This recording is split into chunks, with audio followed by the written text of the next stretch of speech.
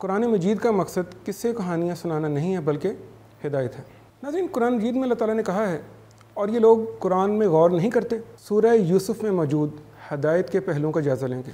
نبی اکرم صلی اللہ علیہ وسلم کے لیے اس میں روشنی تھی کہ ہم جیسے کہہ رہے ہیں کرتے چلے جاؤ، تم قرآن پڑھ پڑھ کر ہر اس شخص کو نصیحت کرتے رہو جو میری ڈانٹ سے ڈرتا ہے۔ فذکر بالقرآن من یخاف وعید۔ اب غور کریں کہ اس پوری کہانی میں جو خاص چیز ہے وہ کیا ہے؟ خوابوں کی تعبیر۔ انہ لا یفلح الظالمون، یقیناً زیادتی کرنے والے فلاح نہیں پایا کرتے۔ فذالکن الذی لمتننی فی، اس لڑکے کے بارے میں تم مجھ پر ملامت کر رہی تھی۔ وَلَقَدْ رَاوَدتُّهُ عَن نَفْسِهِ، میں نے واقعی اس سے خواہش کا اظہار کیا تھا۔ فَاسْتَعْصَمَ، لیکن اس نے اپنے آپ کو ہولڈ کر کے رکھا۔ بسم اللہ الرحمن الرحیم۔ معزز ناظرین، السلام علیکم۔ اسلام کے بنیادی نظریات کے اگلے پروگرام کے ساتھ آپ کی خدمت میں حاضر ہیں اور میں ہوں آپ کا میزبان محمد سہیل ریاض۔ ناظرین، قرآن مجید اللہ تعالیٰ کی آخری آسمانی کتاب ہے جو قیامت تک کے لوگوں کے لیے ہدایت ہے۔ اس کتاب میں اللہ تعالیٰ نے ہمیں بہت سے قصے اور کہانیاں سنائے ہیں، لیکن قرآن مجید کا مقصد قصے کہانیاں سنانا نہیں ہے بلکہ ہدایت ہے۔ انہی قصوں میں سے ایک قصہ حضرت یوسف علیہ السلام کا قصہ ہے جو کہ قرآن مجید کی 12ویں سورت میں سنایا گیا ہے۔ ناظرین، یہ سورت اپنے بیان کے لحاظ سے دوسری صورتوں سے بالکل مختلف ہے کیونکہ اس میں صرف ایک نبی یعنی حضرت یوسف علیہ السلام کے حالات بیان کیے گئے ہیں اور اللہ تعالیٰ نے اس کو بہترین بیان قرار دیا ہے۔ ناظرین، اس میں ایک طرف تو قریش کے ان لوگوں کے لیے جو کہ نبی کریم صلی اللہ علیہ وسلم اور آپ کے ساتھیوں پر ظلم کے پہاڑ توڑ رہے تھے ایک پیغام تھا، اور اس کے ساتھ ساتھ قیامت تک کے لوگوں کے لیے بہت سی ہدایت کے پہلو ہیں۔ ناظرین، قرآن مجید میں اللہ تعالیٰ نے کہا ہے اور یہ لوگ قرآن میں غور نہیں کرتے۔ اسی غور و فکر کے لیے ہم اپنے آج کے پروگرام میں اپنے استاد محترم ڈاکٹر عبدالسمیع صاحب سے سورہ یوسف میں موجود ہدایت کے پہلوؤں کا جائزہ لیں گے۔ پروگرام کا آغاز کرتے ہیں۔ السلام علیکم ڈاکٹر صاحب۔ وعلیکم السلام ورحمۃ اللہ۔ ڈاکٹر صاحب، جیسے کہ آپ جانتے ہیں کہ ہم نے آج سورہ یوسف میں جو اللہ تعالیٰ نے ہمارے لیے حکمت کے پہلو رکھے ہیں اس کو آپ سے سمجھنے کا فیصلہ کیا ہے، تو سب سے پہلے تو مجھے آپ یہ بتائیں کہ جو سورہ یوسف جس وقت نازل ہوئی ہے اس کے کوئی خاص، اس قصے کے اس وقت پہ سنانے کے کوئی خاص مقصد تھا؟ بسم اللہ الرحمن الرحیم۔ نبی اکرم صلی اللہ علیہ وسلم مکہ مکرمہ میں ایک جد و جہد سے گزر رہے تھے۔ ٹھیک ہے۔ نبی اکرم صلی اللہ علیہ وسلم کو ٹاسک دے دیا گیا تھا بالکل ابتدا میں سورہ مدثر کے اندر کہ کھڑے ہو جاؤ، خبردار کرو لوگوں کو اور اپنے رب کو بڑا کرو۔ بالکل ٹھیک۔ اور نبی صلی اللہ علیہ وسلم نے اس پر کام شروع کر دیا تھا اور مخالفت بھی اپنے انتہا کو پہنچ گئی تھی، خاص طور پر آپ کے ساتھیوں پر جو تشدد شروع ہو گیا وہ تو 5 نبوی میں اپنی انتہا کو پہنچ گیا اور ہجرت حبشہ کی اجازت مل گئی۔ لیکن نبی اکرم صلی اللہ علیہ وسلم کو خاندان بنو ہاشم کی سپورٹ کی وجہ سے ایک امیونٹی حاصل تھی، لیکن دور دور تک کامیابی کا کوئی امکان نہیں تھا۔ قرآن مجید میں 2 پیغمبروں کی بات تفصیل سے آئی ہے۔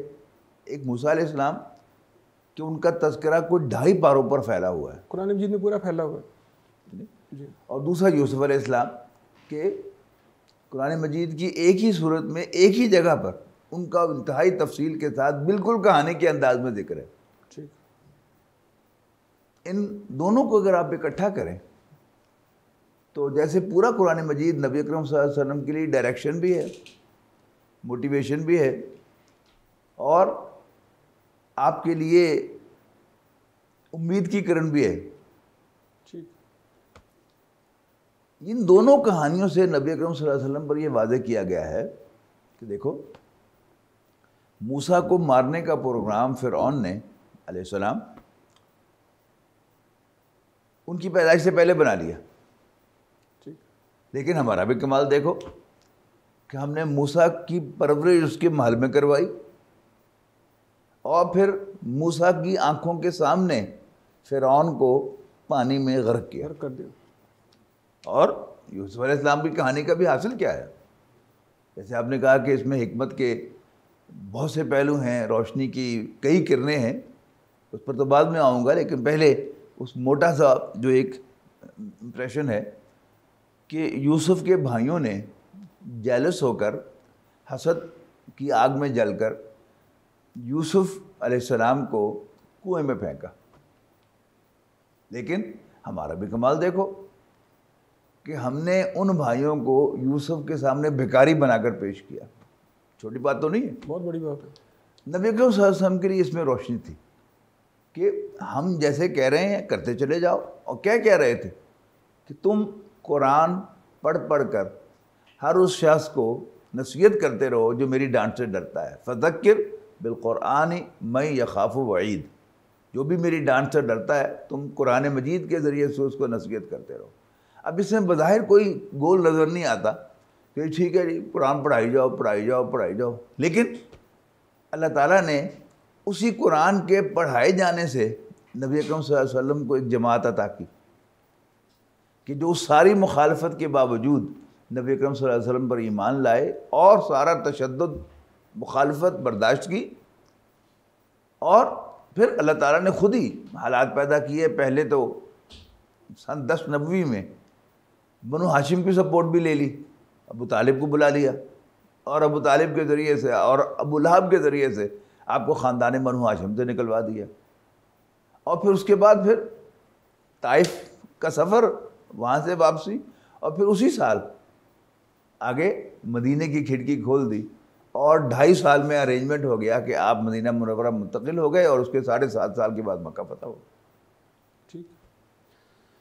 اچھا اب چلتے ہیں اس بات کی طرف کہ حضرت یوسف علیہ السلام نے ایک خواب دیکھا اور آ کے اپنے والد صاحب یعنی حضرت یعقوب علیہ السلام کو سنایا. تو سنتے ہی حضرت یعقوب علیہ السلام نے آگے سے کہا کہ یہ اپنے بھائیوں کو نہ بتانا. تو وہ خواب میں ایسی کیا خاص بات تھی جو کہ حضرت یوسف نے ان کو سنایا ہے اور ان کو لگا ہے کہ یہ ایسی کوئی بات ہے جو کہ پوشیدہ رکھنے والی ہے؟ اصل میں انبیاء کرام کے قصوں میں، ایون سیرت النبی میں، ہمیں یہ بات یاد رکھنی چاہیے کہ یہ کوئی ما فوق الفطرت قصے نہیں ہیں. ٹھیک. زمینی حقائق ہیں. آج بھی جس گھر میں سوتیلا پن ہوگا، وہاں جب ایک گھرانے کے بچے سر جوڑ کے بیٹھیں گے تو وہ ضرور اپنے اس کنسرن کا اظہار کریں گے کہ ابا جی کی توجہ ادھر زیادہ ہے. اور جب وہ سر جوڑ کے بیٹھیں گے تو وہ کہیں گے ابا جی کی توجہ ادھر زیادہ ہے. ایگزیکٹلی سیم ہوا کہ یوسف کے جو بڑی ماں سے بچے تھے یا ماؤں سے بچے تھے، وہ یہ محسوس کرتے تھے کہ یعقوب علیہ السلام اور ان کے حقیقی بھائی بنیامین یعقوب علیہ السلام کو ابا جی کو زیادہ پیارے ہیں. اور انہوں نے ایک نارمل انداز میں یہ کنسرن ظاہر کیا. اور جب بھی یہ ڈسکشن ہوتی ہے، ہم اخبارات میں سوشل میڈیا پر روز دیکھتے ہیں کہ ان میں سے جو کوئی ہاک نیچر کا بھائی ہوتا ہے وہ یہ نیک مشورہ ضرور دیتا ہے کہ گھاٹا ہلا دو، کیسے تمام کرو، ٹھیک ہے نا، تاکہ کنڈا ہی نکل جائے. لیکن ان میں سے جو ماڈریٹ ہوتا ہے وہ کہتا ہے کہ نہیں نہیں، آفٹر آل ہمارا بھائی ہے، کوئی اور ارینجمنٹ کر لو. یہی ہوا کہ یوسف کے بھائیوں نے پہلے تو اپنا یہ کنسرن شیئر کیا کہ ابا جی کی توجہ یوسف اور بنیامین کی طرف زیادہ ہے، ان سے زیادہ پیار کرتے ہیں.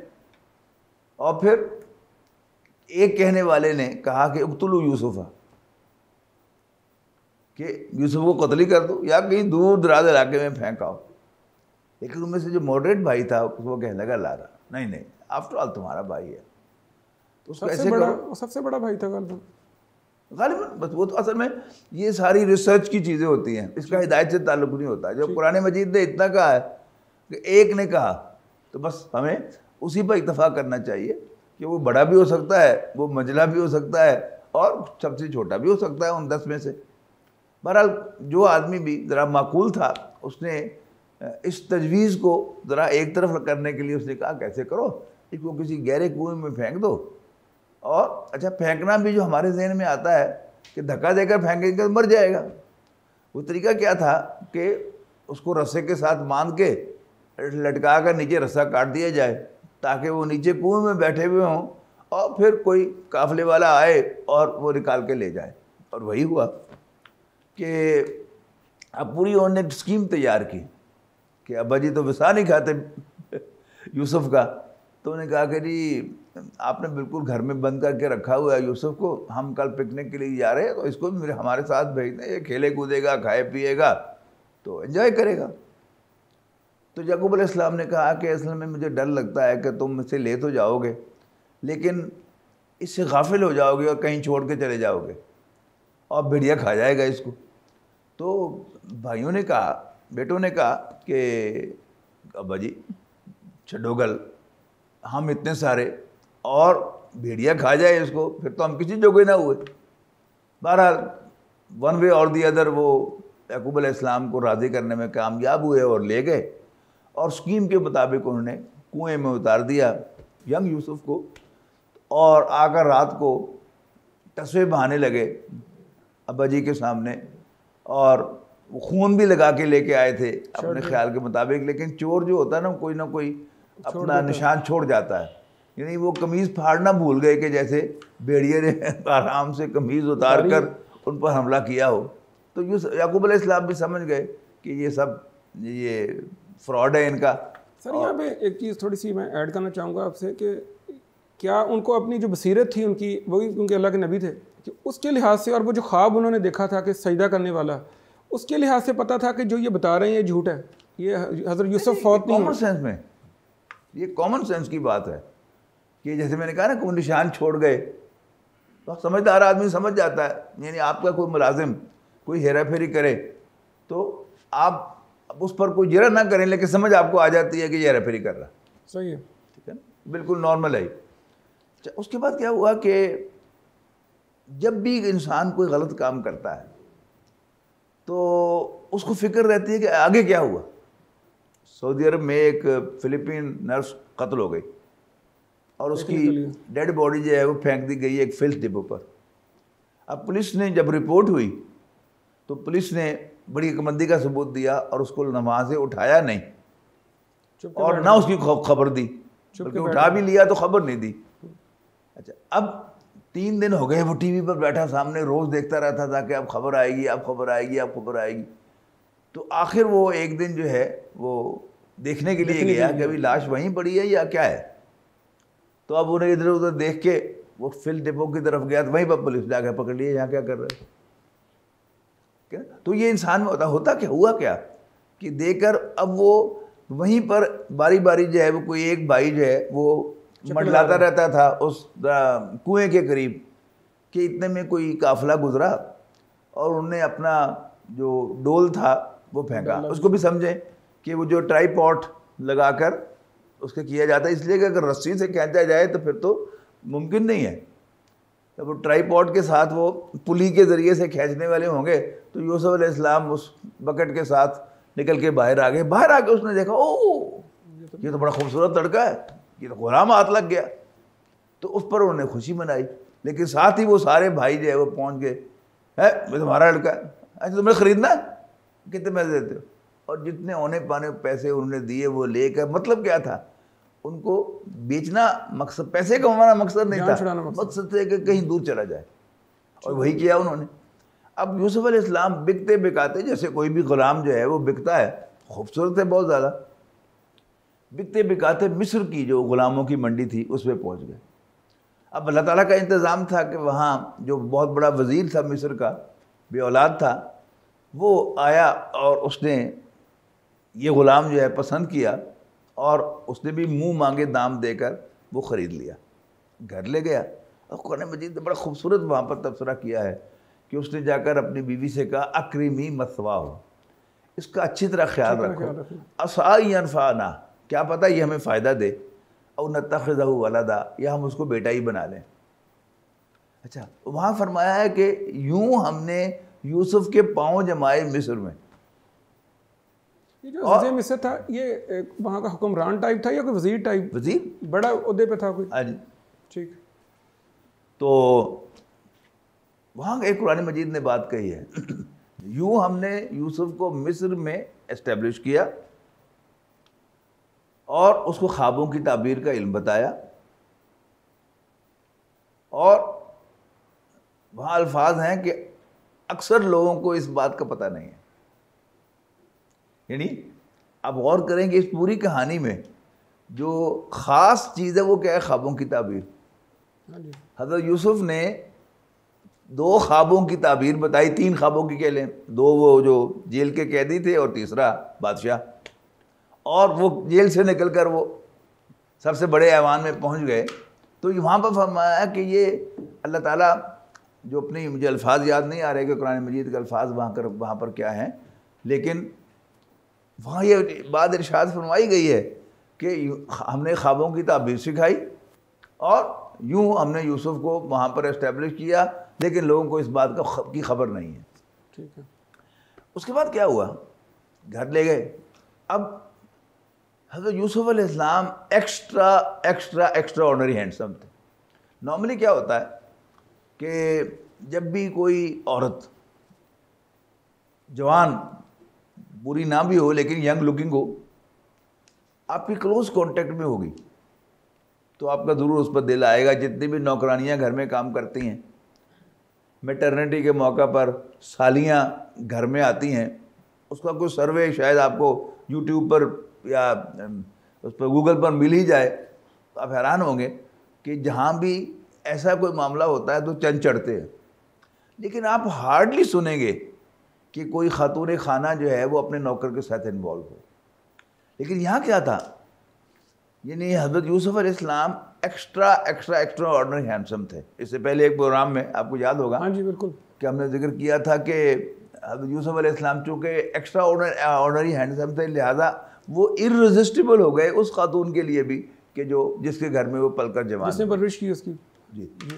تو اس نے اب کیا کیا, یعنی پہلے اس نے یوں سمجھیے کہ کئی اشارے اس نے کیے ہوں گے, نیم برہنہ سامنے آئی ہوگی, ان کے سامنے جھکی ہوگی, لیکن یوسف علیہ السلام بڑے پاک باز تھے تو انہوں نے اس کو لفٹ نہیں کرائی. آخر اس نے کیا کیا کہ سارے دروازے مقفل کر کے تو پھر دعوت گناہ اوپنلی دی یوسف علیہ السلام کو. لیکن یوسف علیہ السلام نے کہا نہ, تیرا شوہر میرا آقا ہے اور اس نے بڑا اچھی طرح مجھے رکھا ہوا ہے, اور یہ بڑی زیادتی ہے کہ میں اس کے ساتھ خیانت کروں. انہ لا یفلح الظالمون, یقیناً زیادتی کرنے والے فلاح نہیں پایا کرتے. اور وہاں سے دوڑ لگا دی یوسف علیہ السلام نے. اب اللہ تعالیٰ نے کیا آسانی کی کہ سارے دروازے کھول دیے یوسف علیہ السلام کے لیے جو مقفل تھے, تالے لگے ہوئے تھے ان کو. سر میں ایک چیز یہاں پہ پوچھنا چاہتا ہوں, جیسے ہم کہتے ہیں کہ قرآن مجید ہدایت کی کتاب ہے, آج اگر اس کو پچ کریں آج کے حالات پہ, اگر آج یہ واقعہ ریپروڈیوس ہو, یعنی کسی بھی 2 اور انسانوں کے ساتھ, اور اس طرح ہی کوئی مرد بھاگے اور تالے لگے ہوئے ہوں, آپ کا کیا خیال ہے, تالے کھولیں گے؟ بالکل اپنی نیت میں مجھے یقین ہے کہ کھلیں گے. یعنی میں اس کو یوں سمجھتا ہوں کہ آج جو حسب نسب والی عورت ہے وہ آپ کی باس اور یونیورسٹی میں آپ کی پروفیسر ہو سکتی ہے. جو ہی کوئی طالب علم محسوس کرے کہ پروفیسر میرے اندر دلچسپی لینے لگی ہے تو وہ وہاں سے بھاگ جائے, یونیورسٹی چھوڑ دے, اللہ تعالیٰ اس کے لیے کئی نئے دروازے جو ہے وہ کھولے گا. نہ تو تعلیم اس پر بند ہوگی, نہ رزق اس پر بند ہوگا, اللہ تعالیٰ دروازے کھولے گا. اینڈ وائس ورسا, کہ کوئی بچی محسوس کرے کہ کوئی پروفیسر اس پہ دلچسپی لینے لگا ہے تو وہاں سے بھاگ جائے, اللہ تعالیٰ اس کے لیے دروازے کھولے گا. ٹھیک ہے, بالکل ٹھیک. اچھا, اب اس نے تالے لگا دیے ہیں, اب حضرت یوسف بھاگے ہیں, تالے کھل گئے ہیں, تو سامنے سے اس کا شوہر آ جاتا ہے. جی. اب زلیخا جو خود گناہ کی دعوت دے رہی تھی, لیکن وہ یہاں بالکل 180 ڈگری پہ مڑ جاتی ہے, یو ٹرن لے کے آپ علیہ السلام پر ہی الزام لگا دیتی ہے. یہ بتائیں پھر یہاں پہ آپ یوسف علیہ السلام پہ کیسے بالکل نارمل فیچر ہے بے گناہ ثابت ہوتے ہیں؟ کہ عورت کی نیچر ہی یہی ہے کہ پہلے وہ آپ کو ٹریپ کرے گی, مولیسٹ کرے گی, ٹریپ کرے گی, لیکن جب پکڑی جائے گی تو سارا مدعا آپ پہ ڈالے گی. یہ بھی قرآن مجید کی زندہ ہدایت ہے. بالکل ٹھیک ہے. تو وہاں پہ پھر کیسے پتہ چلا عزیز مصر کو کہ یہ کیا کہتے ہیں غلط کہہ رہی ہے اور حضرت یوسف علیہ السلام سچے ہیں؟ ویسے تو سمجھدار آدمی جو ہے وہ سمجھ جاتا ہے, کیونکہ یوسف علیہ السلام نے حیران ہو کر کہا ہے یا راودتنی عن نفسی, یعنی خواہش کا اظہار تو اس نے کیا میرے سامنے. ٹھیک. لیکن اللہ تعالیٰ نے ایک انتظام کیا کہ اس جو محل تھا وزیر کا, یعنی ڈیرا تھا, ظاہر بڑا گھر ہوگا تو اسی میں اور بھی کچھ رشتہ دار رہتے ہوں گے, تو ایک شیر خوار بچہ، یعنی اس عورت کے خاندان میں سے، اس نے کہا وزیر کو مخاطب کرتے ہوئے کہ یوسف کا کرتا دیکھو، اگر وہ آگے سے پھٹا ہوا ہے تو اس کا مطلب ہے کہ یوسف جھوٹا ہے اور وہ سچی ہے، ٹھیک، اور اگر کرتا پیچھے سے پھٹا ہوا ہے اس کا مطلب ہے کہ یوسف بھاگ رہے ہیں اس سے اور وہ پیچھے سے پکڑ رہی ہے۔ تو جب کرتے کو دیکھا گیا تو وہ باقی پیچھے سے پھٹا ہوا تھا، تو اس نے اس عورت سے کہا کہ یہ سب تم عورتوں کی ہیرا پھیریاں ہیں، عورتوں کے مکر، ٹھیک ہے نا۔ اور یوسف علیہ السلام سے کہا یوسف آردن ھذا، یوسف چھٹ پڑے اس گل میں، یعنی مٹی پا دے۔ بالکل ٹھیک۔ سر ایک پوائنٹ پیچھے تھوڑا سا اس سے ہے کہ جب اللہ تعالیٰ نے وہاں سورہ یوسف میں کہا ہے کہ یوسف اس سے بچ نہ سکتا اگر وہ اپنے رب کی کوئی نشانی نہ دیکھ لیتا، وہ نشانی اس موقع پہ کیا تھی جب دعوت گناہ دی جا رہی تھی؟ اصل میں وہ مختلف جو تدابیر جو ہے، جو تفاسیر جو ہیں وہ کی ہیں، کچھ اسرائیلی روایات کو بھی یہاں پر داخل کیا گیا ہے۔ بعض کے نزدیک حضرت یعقوب علیہ السلام کا چہرہ سامنے آ گیا، انہوں نے کہا کہ نو، یعنی کہ یہ کوئی اس طرح کی نشانی سامنے آئی ہے، ٹھیک ہے۔ اور دوسرا یہ ہے کہ کوئی آیت لکھی ہوئی سامنے آ گئی تھی۔ میں یہ سمجھتا ہوں کہ ان سب کی بھی ضرورت نہیں ہے، دل میں اللہ کا خوف آ جانا بھی اللہ کی نشانی ہے۔ بالکل ٹھیک ہے، بالکل ٹھیک ہے۔ سر یہاں سے پھر ایک چیز اور ہے کہ اب یہاں لوگ تو صرف عزیز مصر ہے، زلیخا ہے، حضرت یوسف ہیں، یا کوئی اور تو کوئی ہے نہیں، تو یہ بات پھر پھیل کس طرح گئی مصر میں؟ کس طرح یہ نہیں، مشہور میں نے کہا نا کہ اول تو بہت سارے لوگ اس بڑی حویلی کے اندر، ڈیرے کے اندر ہوں گے، جبھی تو وہ رشتہ دار بچہ ہے، اب بچہ ہے تو اس کی ماں بھی ہوگی۔ اصل میں بات کیا ہے کہ سیکس سکینڈلز جو ہوتے ہیں ان کو آپ جتنا مرضی چھپا لیں نہیں چھپتے، یہ جنگل کی آگ سے بھی تیز پھیلتے ہیں۔ یعنی اگر آپ کو یاد ہو، شاید آپ تو چھوٹے ہوں گے اس وقت، نہیں بلکہ جوان ہی ہوں گے، جب صدر بل کلنٹن کا معاشقہ مونیکا کے ساتھ آن ایئر ہوا تھا اور پاکستان ٹی وی پر وہ نشر ہوا رات 9 بجے کے خبر نامے میں، میں نہیں سمجھتا کہ اگلے دن کوئی 2 افراد ایون صبح مسجد میں فجر پر یا دفتر میں یا کالج میں وہ ملے ہوں اور انہوں نے یہ نہ پوچھا ہو کہ رات خبریں سنیاں سن، اس سارے قصے کے بارے میں۔ تو یہ سیکس سکینڈلز جو ہیں یہ ہمیشہ پبلک ہو کر رہتے ہیں۔ ٹھیک ہے، قرآن مجید نے اس کا کیا خوبصورت نقشہ کھینچا ہے کہ وقال نسوۃ فی المدینۃ امرأۃ العزیز تراود فتاها عن نفسہ قد شغفها انا لنراها فی ضلال مبین۔ شہر کی عورتیں کہنے لگی، یعنی سنا تم نے وہ فلانے وزیر کی بیوی اپنے غلام کے ساتھ انوالو ہو گئی، اور معلوم ہوتا ہے پٹڑی سے ہی اتر گئی۔ اب فلما سمعت بمکرہن، اب جب زلیخا نے ان سب کی یہ باتیں جو وہ کر رہی تھی وہ سنی تو اس نے ڈیسائیڈ کیا کہ let me explain to them, میں نے اپنی پوزیشن جو ہے میں ایکسپلین کروں کہ how irresistible was he for می۔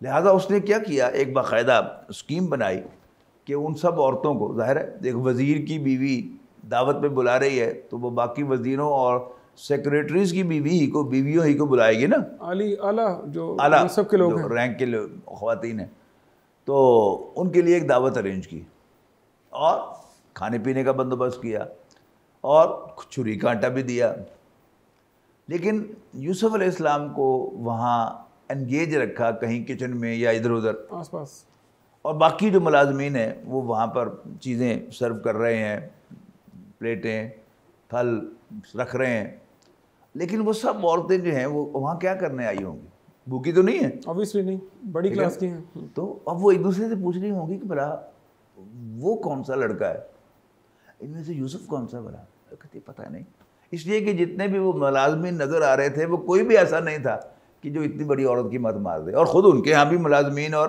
غلام کام کرتے تھے، تو ان کو سمجھ میں نہیں آ رہا تھا کہ ہوا کیا، اس لیے کہ وہ پہلے سے اس کو جانتے بھی تھے کہ ایسی عورت نہیں ہے۔ اس نے استادی یہ لگائی کہ ادھر ان سے کہا کہ بسم اللہ کریں، اور پہلا جو آئٹم تھا وہ کاٹنے والا تھا، ان کے پیچھے یوں دیکھ کر آواز دی، یوسف ذرا میری بات سننا،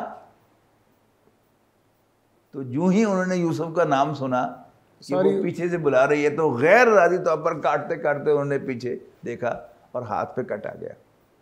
اب اس نے اور کہنے لگی بے اختیار کہ ہائے اللہ، حاشا للہ، ما ھذا بشرا، یہ تو کوئی انسان نہیں ہے، ان ھذا الا ملک کریم، یقیناً یہ کوئی بڑا باعزت فرشتہ ہے۔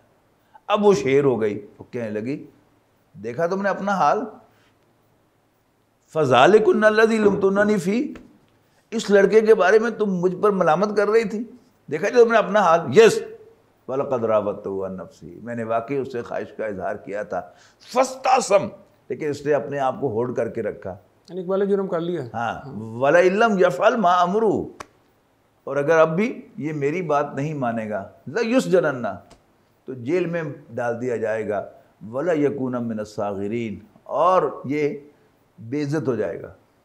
اس پر جو رسپانس کیا یوسف علیہ السلام نے کہ رب السجن احب الی مما یدعوننی الیہ، ربا جی ادھر مجھے یہ بلا رہی ہیں اس سے مجھے جیل اچھی ہے، اور اگر تو میری ان کی پلاننگ کو مجھ سے دور نہیں کرے گا تو اسب الینا، میں بھی ان کی طرف مائل ہو جاؤں گا، ولا اکم من الجاہلین، اور میں جذباتی ہو جاؤں گا۔ یعنی اس میں ہمارے لیے ہدایت کا یہ پہلو موجود ہے کہ جو لوگ اپنے آپ کو بڑا پارسا سمجھتے ہیں اور بڑا دین کے اوپر عمل کر رہے ہیں کہ جی ہمیں کچھ نہیں ہوتا، ہم تو بالکل ٹھیک ہیں، ہمارے پہ اثر نہیں ہوگا، تو وہ غلط ہیں۔ غلط ہیں، اس لیے کہ دو چیزیں انسان کو غلط فہمی میں ڈالتی ہیں، ایک اس کا خاندانی ہونا، بالکل ٹھیک۔ تو بلڈ لائن اگر آپ دیکھیں تو جیسی زبردست بلڈ لائن یوسف علیہ السلام کی اور ان باقی بھائیوں کی ہے، وہ تو پوری نوع انسانی میں کسی کی ہے ہی نہیں، جن کا باپ بھی اللہ کا نبی ہو، یعقوب علیہ السلام، دادا بھی نبی ہو اسحاق علیہ السلام، اور پردادے کا تو رب العالمین میں سلیوٹ پیش کرے، سلام علی ابراہیم۔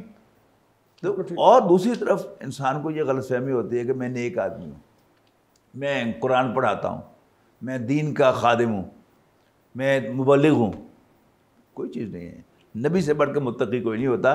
یوسف علیہ السلام کل کو نبی بننے والے تھے۔ اور یعنی اس کا مطلب یہ ہے کہ جو سافٹ ویئر اللہ نے انسان کا مرد کا بنایا ہے وہ وہی موجود رہے گا، تو اس لیے بچنا ہی ضروری ہے۔ جو اللہ تعالیٰ نے جو احکام دیے ہیں وہ اس سافٹ ویئر کے مطابق دیے ہیں، بالکل ٹھیک۔